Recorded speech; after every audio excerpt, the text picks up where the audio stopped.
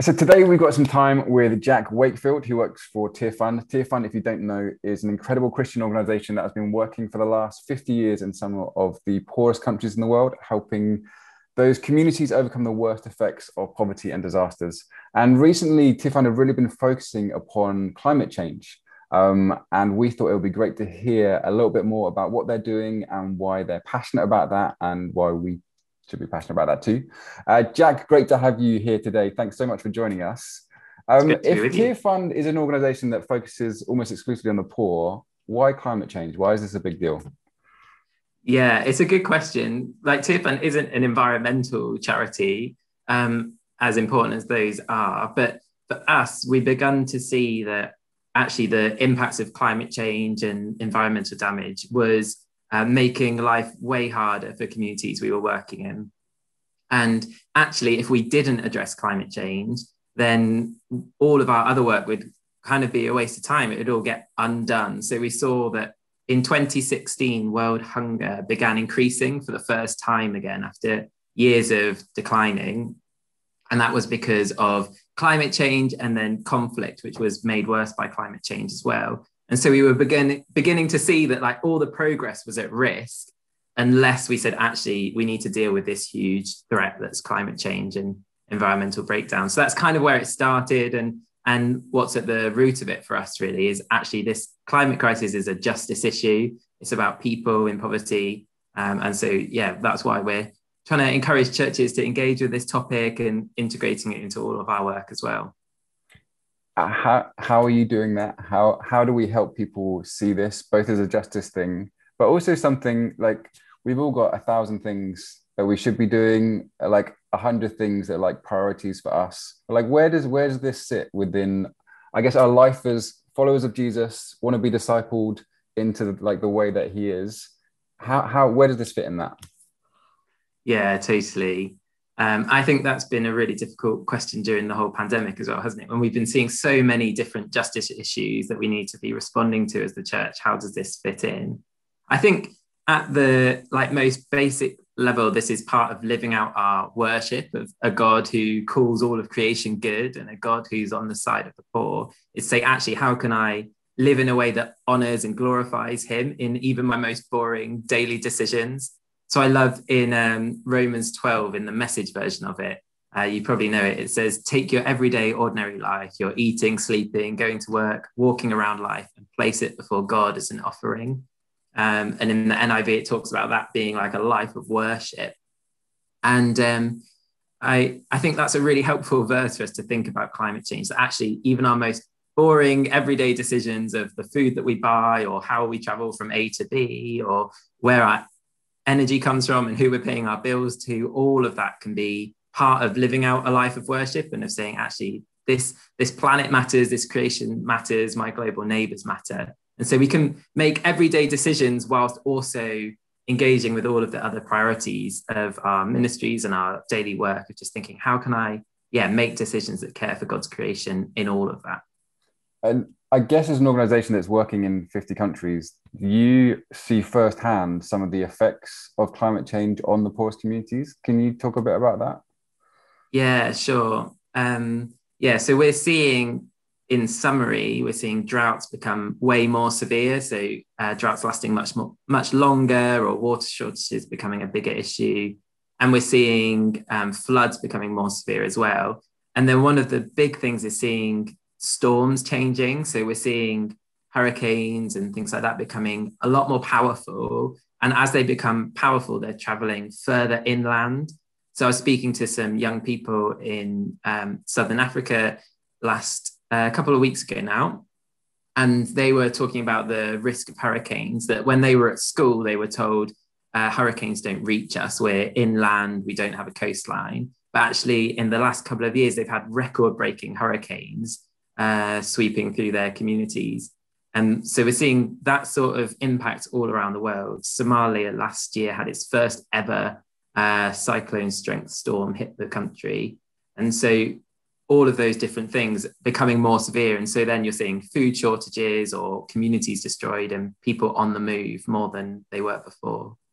And I guess so there's that kind of climate change, but also we're thinking about plastic pollution, things like this. I guess how our tech gets to us, and then what happens to our tech once it leaves us, and where that ends up, and how that impacts upon like poorest communities as well. So you guys do stuff with plastic pollution, is that right? Yeah, totally. And I think when we think about plastic, or like what you were saying about how where our stuff comes from or where it goes afterwards, and when we think about that, you kind of see that we're in this broken system. And actually, consumerism teaches us to like not think about either of those things of where stuff has come from or where it goes afterwards. You see like a chicken breast on a shelf wrapped in plastic, and you have no idea where it came from or where that plastic goes afterwards. And so I think that's a challenge for us as Christians, is to unlearn that disconnection and actually put the stuff that's in our life back into its story of thinking about who the people and places are that's involved in its journey. One of the things we've been working on is plastic pollution, and especially thinking about the ways plastic is exploding in countries where there's no waste management. So big companies like Coca-Cola and Pepsi, Nestle and Unilever create loads of single-use plastic in the UK, but they also are scaling up in developing countries. And so we're seeing waste blocking waterways or polluting communities. And actually, we did some research into this, and we found that one person dies from diseases caused by mismanaged waste and plastic pollution every 30 seconds, which is an insane stat. We often think about plastic as turtles or ocean life, but actually this plastic pollution is now like a huge justice issue. And so much of our waste gets exported to other countries as well, dumped in communities where they can't manage it. And so we've been lobbying those companies, and people have been signing petitions with us, calling on these companies to change their practices. And we've been having some really good conversations with them as well about how they might do things differently. And I guess that's like where the rubber hits the road. Me as an individual who like I care about this, like what can I do? Is it a re-education for myself? Is it, hey, I'm a Christian, I just need to pray about this? Like, where does activism come in? Like, how do we get like policies that change practices? What should I do with how I shop? Like, what do I do, man? I want to do something. What do I do? Yeah, it's a good question. If we go back to that passage in Romans 12, the second verse, Romans 12:2 says, do not conform to the patterns of this world, but be transformed by the renewing of your mind.